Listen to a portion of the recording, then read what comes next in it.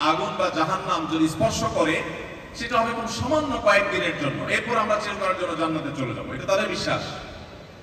এভাবে অন্য যত জীবন দর্শন আছে, ধর্মীয় যত ফিলোসফি পৃথিবীতে আছে, এর মধ্যে একমাত্র ইসলাম দেখবেন যে দিন আপনাকে বলছে ফামান ইয়ামাল মিসকালা যাররাতিন খায়রান ইয়ারা ওয়া মান ইয়ামাল মিসকালা যাররাতিন শাররান ইয়ারা। বিন্দু মাত্র কোনো খারাপ কাজ আপনি করবেন, এর পরিণতি আপনাকে ভোগ করতেই হবে যদি না আপনি তওবা করে আল্লাহর কাছ থেকে সেটা মাপ আদায় করে নিতে না পারেন।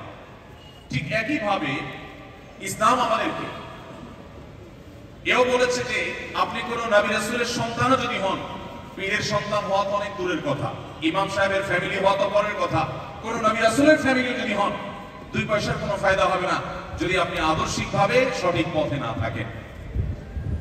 ইসলাম আমাদেরকে যে জীবন দর্শন দিয়েছে, এই জীবন দর্শন আসলে ভালো মানুষ তৈরি করতে সাহায্য করে। কিন্তু এরপরও আমরা বাংলাদেশের প্রেক্ষিতে আমরা যদি বলি, বেশিরভাগ মানুষ নিজেদেরকে মুসলমান দাবি করছি, অথচ দুর্নীতিতে আমরা পৃথিবীর অন্য সব দেশকে ছাড়িয়ে চলে যাই কেন? অন্য অনেক খারাপ দিক থেকে আমরা অন্যান্য দেশের চেয়ে এগিয়ে যাই কেন? তার প্রধান কারণ হলো ইসলামটাকে আমরা সঠিকভাবে অনুধাবন করতে আমরা পারি নাই, এবং ইসলামের সঠিক চিত্রটা আমাদের সামনে, আপনাদের সামনে আমরা তুলে ধরতে পারি নাই। এটা আমাদের দুর্ভাগ্য। দ্বিতীয়ত, ইসলাম ৫ ওয়াক্ত নামাজের কথা বলেছে। আপনি অন্য অনেক ধর্ম আছে দেখবেন যে ধর্মে আপনাকে শুধু আপনাকে নাম ধারণ করলেই চলবে অনেকটা। ইসলাম বলে না, নাম ধারণ করলে চলবে না, আপনাকে ৫ ওয়াক্ত নামাজ পড়তে হবে। দৈনিক ৫ বার যদি আপনি নামাজের হাজিরা না দেন, অনেক ইমামদের মধ্যে আপনার মুসলমানিত্বের খাতা থেকে নাম কাটা যাবে। আপনি আদমশুমারিতে বা মানুষের চোখে মুসলমান থাকতে পারেন, আল্লাহর খাতা আপনি মুসলমান থাকবেন না। অনেক ইমামদের মত এটি।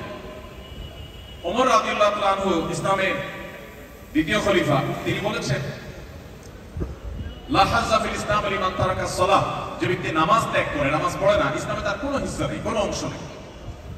এখন প্রশ্ন হলো যে আমাদের দেশে যারা নামাজ পড়ে ৫ ওয়াক্ত, তারা কি সবাই ভালো? আমরা তো দেখি মসজিদ থেকে বের হয়ে রোনাজারি করে, চোখের পানি ফেলে দোয়া করে বের হয়ে অফিসে বসে তিনি আবার সেই ঘুষের লেনদেন করছেন। আমরা তো দেখি রোজা রেখে অনেকে ড্রয়ারটা খুলে বলে যে টাকাটা ড্রয়ারে রাখেন, আমি ইফতারের পরে নেব।